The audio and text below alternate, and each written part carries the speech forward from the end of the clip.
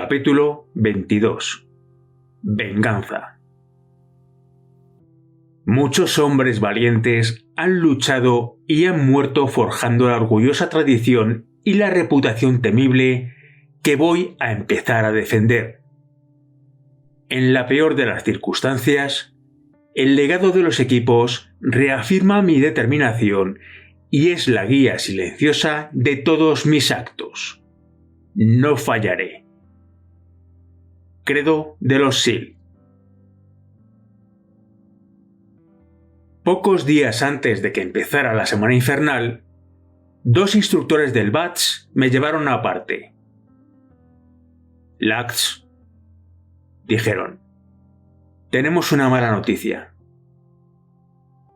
Tu abuelo ha fallecido. Lo sentimos mucho, tío. Puedes elegir entre ir a casa para el funeral y reincorporarte para la próxima clase para hacer la semana infernal con ellos, o quedarte aquí con la 245. Nadie va a pensar mal de ti porque te vayas a casa para asistir al funeral. Me sentía muy próximo a mi abuelo y me costó digerir la noticia. Pensé, claro, en ir a casa, a estar con la familia, en decirle adiós una última vez. También pensé en que me había comprometido a superar el BATS hasta convertirme en SEAL. Mi abuelo se había unido a la Armada después de Pearl Harbor y había servido en el Pacífico.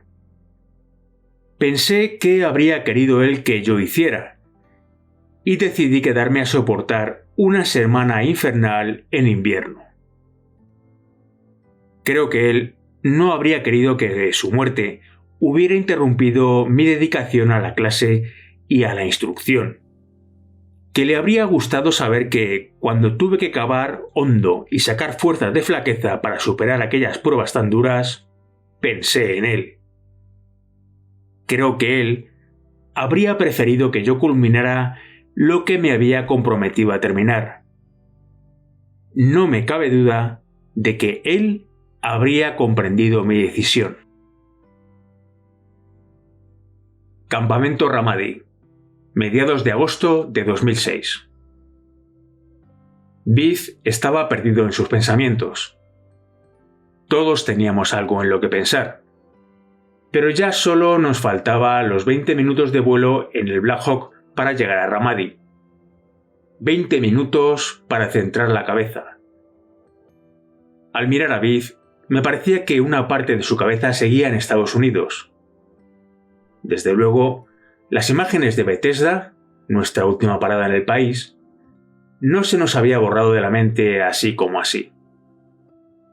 Hacía menos de 24 horas que Beagle se había despertado y empezaba a lidiar con la realidad del traumatismo cerebral y la ceguera. Aún tenía la cara inflada y magullada. Él mismo se quitó los vendajes para que pudiéramos ver la gravedad de las heridas. El almirante Eric T. Olson, subcomandante del mando de las Fuerzas Especiales de Estados Unidos, había venido a ver cómo estaban sus hombres rana.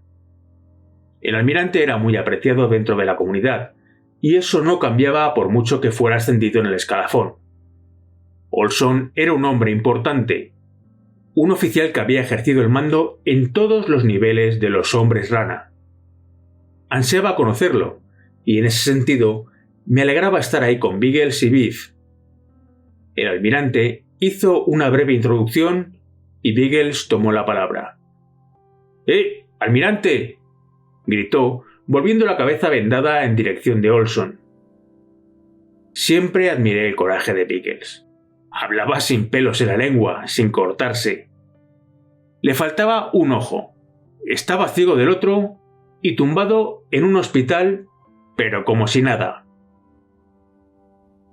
¿Ha oído hablar del SEAL que perdió un KK en Ramadi? Biff y yo mirábamos a Biggles con los ojos como platos, incrédulos.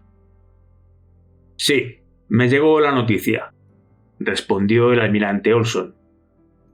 Bueno, pues ahí mismo lo tiene, a su lado, dijo Biggles y se echó a reír con su mandíbula dañada como un maníaco. Biff Miró al suelo y sacudió la cabeza. Joder, Biggles. Olson ayudó a aliviar la tensión tomándose a risa la extraña pulla de Ryan. El lóbulo frontal de Biggles había quedado muy dañado por la bala del francotirador. Nos reconoció, sinceramente, que le costaba mucho controlar las emociones. Más adelante, aquel mismo día, bromeó con crueldad sobre cómo el único paciente que realmente me había necesitado en combate había muerto. Mark. Como sanitario das pena, Dauber, dijo riéndose como un cabrón. Sé que no pretendía hacer daño, pero lo hizo. Gol por toda la escuadra. Aún así, esto era lo que me gustaba de los equipos. Los chicos te hablaban con más franqueza de lo que tu familia nunca iba a hacer. Los equipos y toda la mierda. Años más tarde, mucho después de que Ryan se hubiera recuperado y hubiera rehecho su vida, se disculpó. Recordaba el incidente y le sabía muy mal. El vuelo de regreso de la costa este de Estados Unidos a Alemania me dejó con la sensación de que habían quedado cosas por decir, pero Biff nunca había sido especialmente parlanchín. La muerte de Mark y las heridas de Ryan no cambiaron eso. Se lo tragaba todo, para adentro y listos. Como novatos, nos quejamos bastante sobre las decisiones que habían llevado al 2 de agosto, pero esos pensamientos siempre terminaban en el mismo sitio, y los pensamientos equivocados pueden convertirse fácilmente en un problema si te entregas demasiado a ellos. Actuar de noche era nuestra especialidad. Hablamos de vengarnos y de que teníamos un mes para hacerlo. Al aterrizar en Campamento Ramadi, era hora de salir de caza.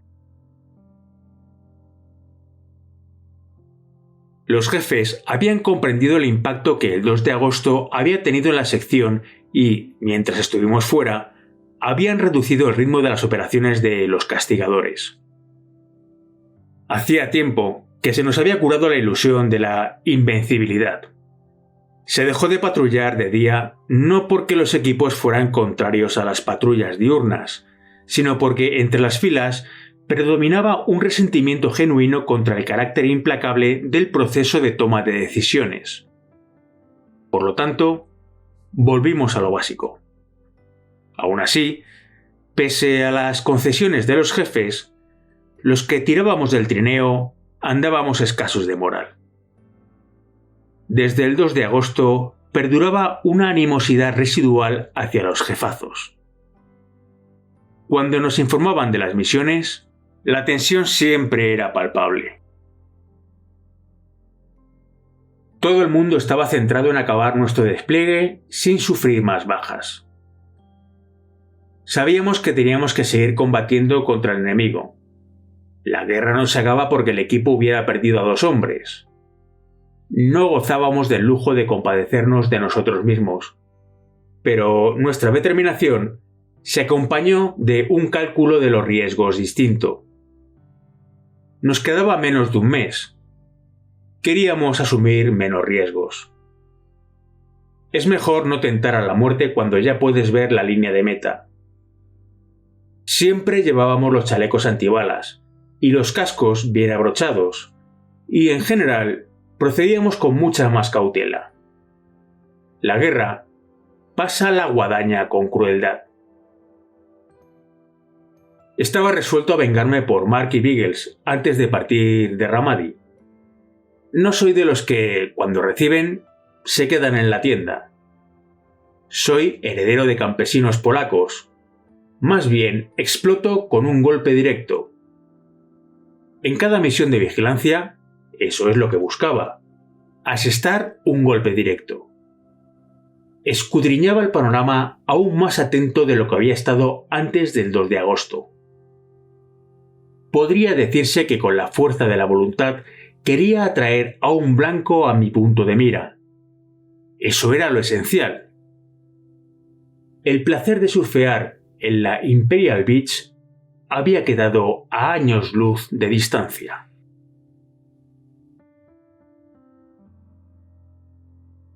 Habíamos montado la paranza en un edificio situado cerca del final de Vaseline, no lejos de donde Mark había muerto, y probablemente más cerca aún de donde Mark se había apuntado su primer tanto con el fusil. Era una estructura de 3 pisos que miraba hacia el este, hacia la zona de Ramadi que los Muyas todavía controlaban. Faltaba menos de una semana para el 5º aniversario del 11 de septiembre. Yo estaba tendido boca abajo y miraba desde una tronera formada por el hueco de 4 ladrillos. El hueco quedaba cerca del suelo del dormitorio en el que me escondía. Me encontraba a bastante distancia del agujero, pero aún así podía ver al menos 1 millar de metros de Vaseline y el interior del Maalab. La zona que controlaba cubría todas las principales arterias de acceso a la misma. Squirrel estaba a mi lado, repartiéndose conmigo el tiempo en el arma, y Tony se había dispuesto en paralelo, en otra habitación, a 20 metros, al otro lado del pasillo. El aire era pesado y caluroso, y apenas se movía. Relevé a Squirrel a las 8, y fijé los puntos de referencia del láser a 1000 metros. Pronto hubo novedades. Vaseline abajo, a 700 metros, un edificio me llamó la atención cuando un Muya salió a la calle con un AK. Cuando lo encontré en la mira, el pulso se me aceleró. Incluso con la magnificación máxima de mi Night Force, el Muya parecía relativamente pequeño.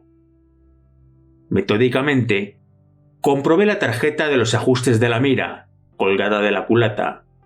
Ajusté la elevación con rapidez, de 300 a 700 metros, con la esperanza de no perder la oportunidad.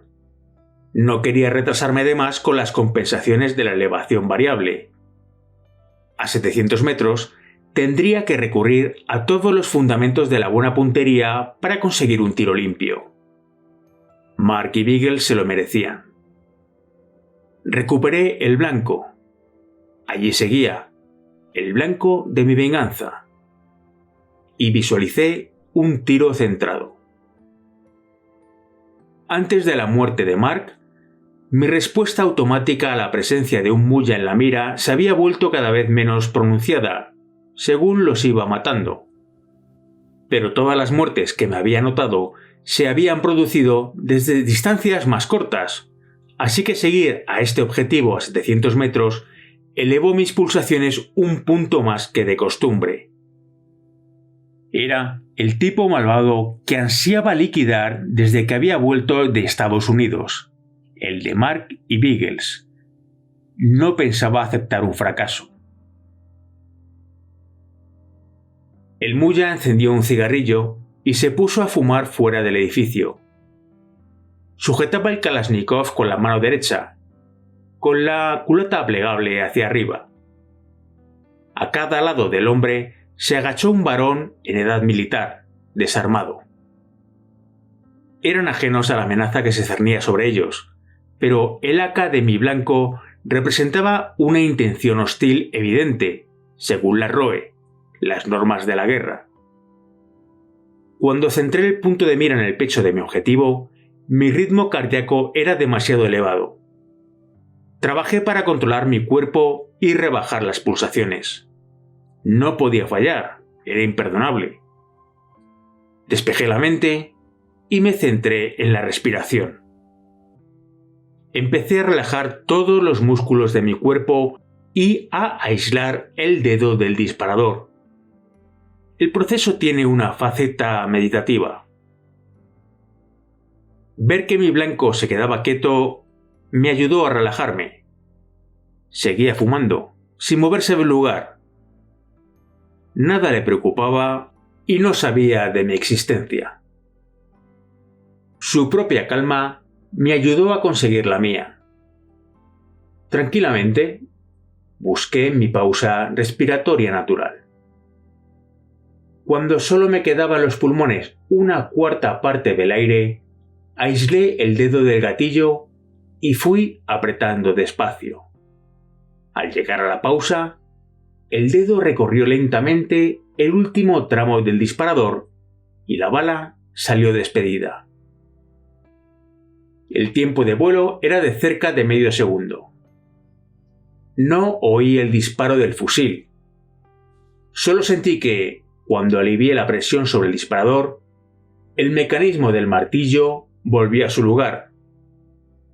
La bala dio en su diana, en pleno centro. El muya se desplomó y cayó muerto. Yo respiré hondo. Inspeccioné la zona buscando otros objetivos. De golpe se veía gente corriendo a ponerse a cubierto a toda prisa. Los colegas del muerto desaparecieron como por encanto. Lo único que permanecía quieto en la escena era el fiambre de mi objetivo. Al cabo de unos minutos de agitación, una berlina negra frenó de golpe junto al muya. Un par de tipos lo metieron y el coche salió disparado del lugar. No vi más armas ni más blancos legítimos. ¿Qué tienes, Dauba?, preguntó Tony desde su posición. Un tipo con AK a 700 metros, derribado. De acuerdo, dijo Tony con su acento particular. Miré a Squirrel. No estableció contacto visual conmigo. Estaba absorto en la contemplación de la escena, con aire sonriente. Después del 2 de agosto, no me quedaba la más mínima simpatía por el enemigo. El macabro escenario vivido en Ramadi durante los 6 meses precedentes me había convertido en un robot. Las imágenes de los compañeros heridos o muertos, de los infantes de marina mutilados o despedazados, hacían que ya no pudiera darles cuartel. En parte influía la cólera, pero en una parte menor, el sentido del deber lo dominaba todo. Si los patriotas de las batallas de Lexington y Concord se hubieran dejado poseer por la imagen de un hermano abatido por los mosquetes británicos, quizá las colonias no habrían llegado a hacer realidad el sueño de la libertad. El guerrero no se deja llevar, no sigue por rutina, va más allá, hacia adelante, constantemente. Cuando en las calles la confusión empezó a menguar, alivié la tensión del cuello y me fijé en el tabaco que había ido escupiendo al suelo. El charco marrón que rodeaba el montón de hojas era como una reproducción de la escena que se había creado al otro extremo del fusil. Me enjugué el sudor de la frente y noté cómo las gotas corrían por mis brazos. El ligero olor a cordita era un cambio bienvenido frente a los olores que emitía aquel apartamento polvoriento. Eché la mano a la derecha, saqué la vaina de mi mochila y la guardé cuidadosamente en el bolsillo izquierdo del pecho, junto con el rosario, el aviso de recompensa y los $200 en metálico. Mark no era el primer SEAL ni el último que moría en combate. Dondequiera que hay un conflicto, los SEAL están en primera línea. Mark era un hermano y había muerto defendiendo la hermandad, algo que solo una minoría selecta puede llegar a comprender de verdad. La auténtica lección que aprendí de Mark y el 2 de agosto fue que no nos rendimos. En el BATS no hay una prueba que pueda predecir cuál será nuestra capacidad operativa en un contexto de adversidad. Solo lo averiguas cuando por fin te encuentras en ese caso. Aquí no hay instrucción que valga. Tienes que salir de la zona cómoda y confiar en que serás de la clase de tipos que reaccionan apropiadamente. Volví la vista hacia Squirrel. En sus ojos ya solo vi una expresión pétrea. Me toca a Dauber. Bien. La guerra mata y lisia, con fría indiferencia. Y a lo máximo a lo que puedes aspirar es a mantenerte en el lado correcto del arma. La ráfaga fulminante de una PKC atrajo toda nuestra atención. 20 minutos después de que yo hubiera practicado con éxito la intercepción de largo alcance, la habitación de Tony se vio sacudida por una ametralladora. Una ráfaga entró por su tronera y abrió un montón de agujeros a escasa distancia de su cabeza. ¿Qué coño?, exclamó Tony. Dejó el fusil a un lado y se puso en pie con cuidado. Miró en torno de la habitación y localizó la MK-48 de Chucky. Aún tambaleante, se acercó a la ametralladora, la agarró, sacó el cañón por la tronera y lanzó como 100 balas. ¡Que os jodan!, aulló Tony como un loco mientras soltaba andanada tras andanada. ¡Que os jodan, hijos de puta!